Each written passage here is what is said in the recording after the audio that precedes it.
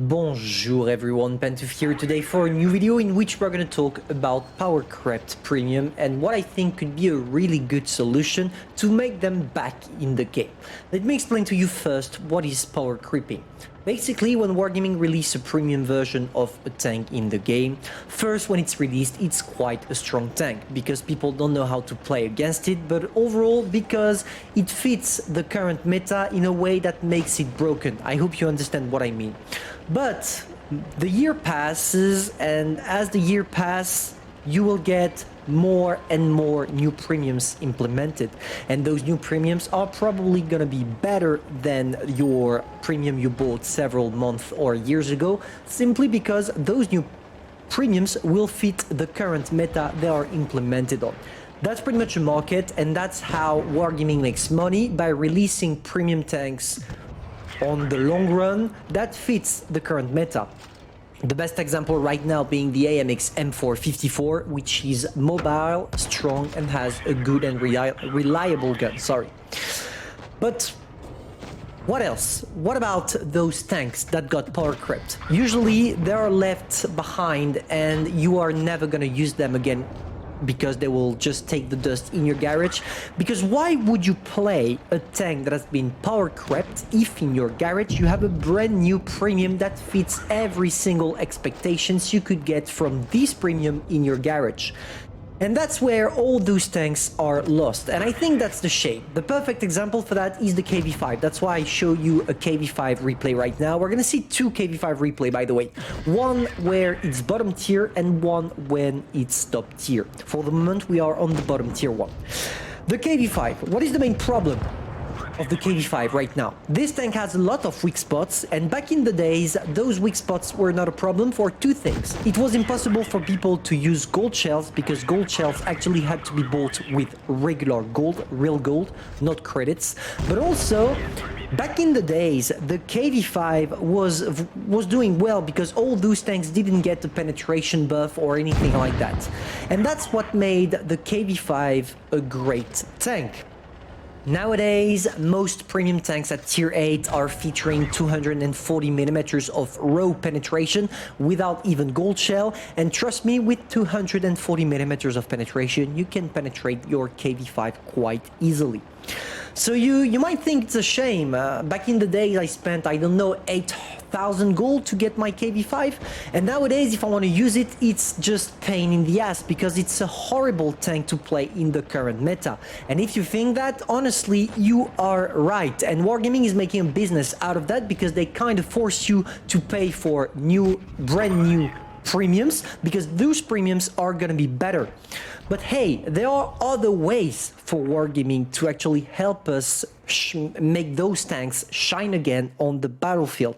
I'm gonna show you what this tank looks like when it's top tier, and here you are definitely gonna see the difference for those of you who are thinking that the KV5 is a bad tank.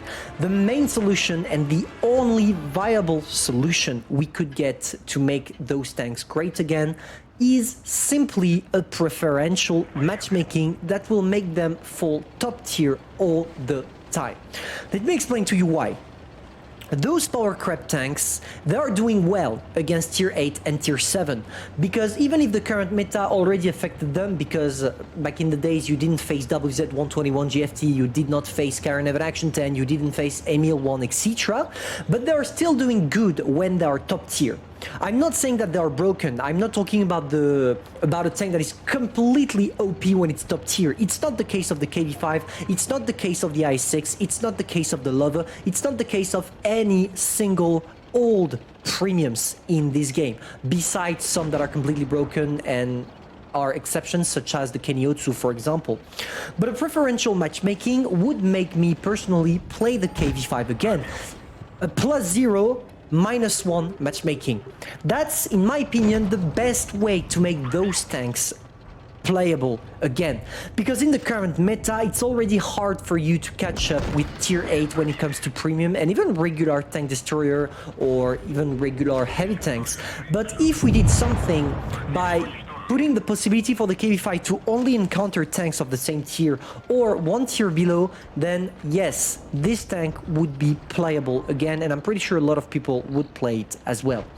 But it's not necessarily stopping to the KV-5, it can be also, as I told you, IS-6, etc., because those tanks are really suffering in the current meta, especially when you know that Wargaming tend to release a lot of premium Russian tanks, and not a single one of them is worse than the IS-6. Back in the days, before the 7.5 update, yes, the T-2020 was worse than the IS-6, but nowadays, with the buff, no, the IS-6 is definitely one of the worst tanks. And instead of buffing the shit out of these tanks to make them broken and enter the current meta and make it even harder for free-to-play players to catch up with premiums, just adjusting the matchmaking could actually help us quite a lot for those tanks. You don't necessarily need to implement or to buff or nerf tanks or implement completely broken version of already existing tanks to make your game live. No, just make sure that those tanks encounter the right opponents. It's not necessarily about the tank itself, it can also be about the enemy team. For example, here on this game, as you can see, I don't feel like we are broken. We are not broken. Yes, the KV-5 has a lot of armor, but if you know how to aim, you can destroy it quite easily. We are not broken. Yes, we are gonna win that doing a lot of damage, but that's because we have skill, not because the tank is broken.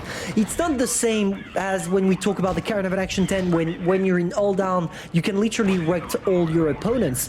Here, you actually give a chance to your enemies to actually kill you. It all depends on skill, and I would like to see more premiums skill-based rather than OP shit that Wargaming just want to sell to cover their expenses through the coronavirus crisis.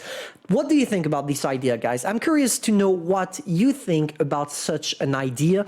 I think it would be the best way for us to keep those Powercrept tanks alive, and it would be a nice gesture from Wargaming because it would show us that they care about their old players, those OG players that managed to get the KV-5 when it was first released.